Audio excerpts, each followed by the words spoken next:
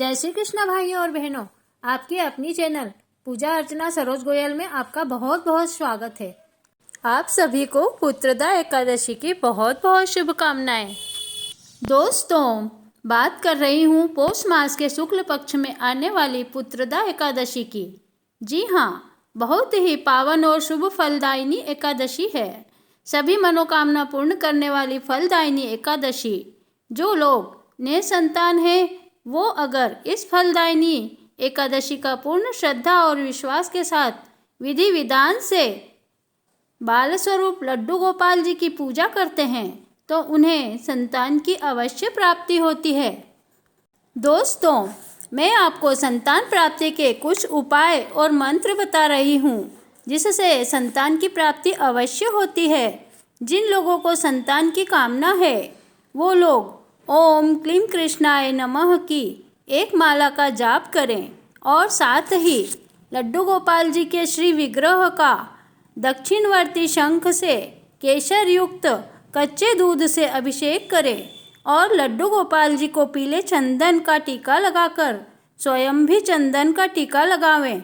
उन्हें पीली पोशाक पहनावें और पीले फूलों की उन्हें माला पहनावें और पीली केसर युक्त खीर का प्रसाद चढ़ाकर उस प्रसाद को स्वयं पति पत्नी दोनों ही लेवें। अगर आप इस उपाय को पुत्रदा एकादशी के दिन पूरी श्रद्धा भक्ति से विश्वास के साथ करेंगे तो इस उपाय से अवश्य ही संतान की प्राप्ति होती है। दोस्तों, पुत्रदा एकादशी के दिन करने का दूसरा उपाय यह है कि जो निसंतान दंपत्ति हैं उन्हें पुत्रदा एकादशी के दिन लड्डू गोपाल जी की पूजा करके संतान गोपाल मंत्र के जाप का संकल्प लेना चाहिए और इस मंत्र की रोज एक माला का जाप करना चाहिए। यह मंत्र बहुत ही असरकारी है और इसके जाप करने से अवश्य ही संतान की प्राप्ति होती है। दोस्तों, अब मैं आपको बता दूं कि इस दिन व्रत करने वालों को पुत्रदा एकादशी की कथा अवश्य ही सुनना चाहिए जिससे पूजा व्रत जाप का पूरा फल हमें प्राप्त हो सके। तो चलिए मैं आपको पुत्रदा एकादशी की पावन कथा सुनाती हूँ। पांडुपुत्र युधिष्ठिर ने भगवान श्री कृष्ण जी से पूछा, हे द्वारिकानाथ, अब आप पौष माह के शुक्ल पक्ष की एकादशी का नाम और उस दिन के व्रत के महात्म्य को मुझे सुनाइए। इतना सुनकर भगवान ने कहा, हे धर्मावतार युधिष्ठिर, इस एकादशी का नाम पुत्रदा एकादशी है। इस व्रत के समान इस चर अचर संसार में दूसरा कोई व्रत नहीं है। इसके विषय में मैं तुमको एक पुरातन कथा सुनाता हूँ। भद्रावती नामक नगरी में सुकेतुमान नाम का राजा था। उसकी पत्नी का नाम शैव्या था। वह निपुत्री थी, जिस कारण वह और उसकी रानी दोनों ही चिंतित रहते थे क्योंकि उसके पितर रो रो कर पिंड ग्रहण करते थे। राज्य में बंधु बांधव, धन, हाथी, घोड़ा आदि सब कुछ होते हुए भी राजा के मन को संतोष नहीं होता था। इस सब का कारण केवल एकमात्र राजा का निपुत्री होना था, क्योंकि मरने के पश्चात कौन पिंडदान करेगा। जिस घर में कुल दीपक न हो उसका कल्याण कठिन है। उस घर में सदैव अंधेरा ही रहता है। इसलिए मुझे पुत्र की प्राप्ति का प्रयत्न करना चाहिए। इस प्रकार वह राजा सदैव विचार किया करता था। इस बात से अति दुखित हो राजा ने एक दिन आत्मघात का शरीर त्याग करने का विचार किया, किंतु आत्मघात करना पाप है। यह सोचकर एक दिन राजा बिना कहे राजपाट को छोड़कर वन के लिए चला गया। अश्व पर सवार हुआ राजा वन में पहुंचकर वन के जीवों के चरित्र देखने लगा। अनेक जीव अपने बच्चों के साथ भ्रमण कर रहे थे। मृग, बाघ, सिंह, रीछ, बंदर, हाथी, सर्प इत्यादि अनेक जीवों को देखकर वन में अनेक दृश्यों को निहार कर राजा सोच में पड़ गया। तब राजा प्यास के मारे व्याकुल होकर पानी की खोज में आगे बढ़ा।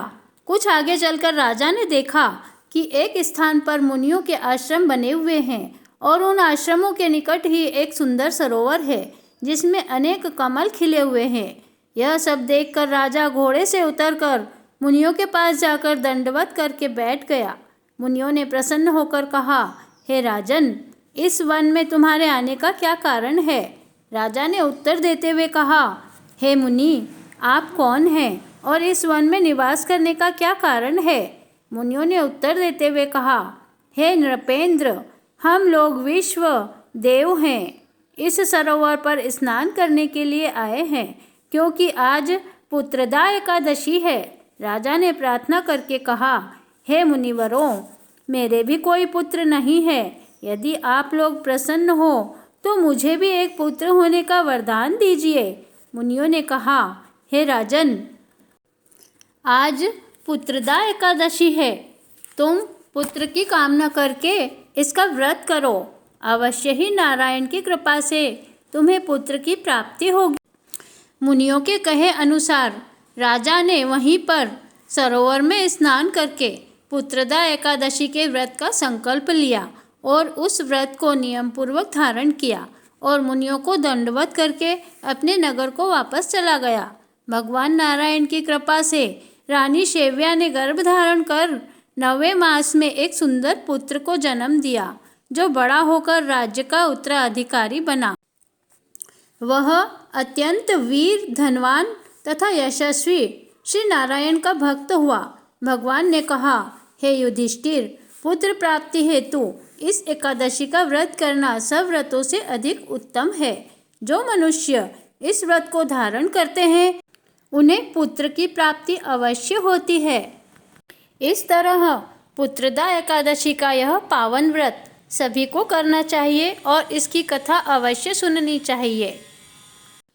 दोस्तों, अगर आपको मेरा वीडियो पसंद आया है तो इसे अधिक से अधिक शेयर करें, लाइक करें और मेरे चैनल को अवश्य सब्सक्राइब कीजिए। और पौष मास की शुक्ल पक्ष की इस पुत्रदा एकादशी की कथा को प्रतिवर्ष पौष मास के शुक्ल पक्ष में पुत्रदा एकादशी के दिन अवश्य सुनिएगा। जय श्री कृष्ण।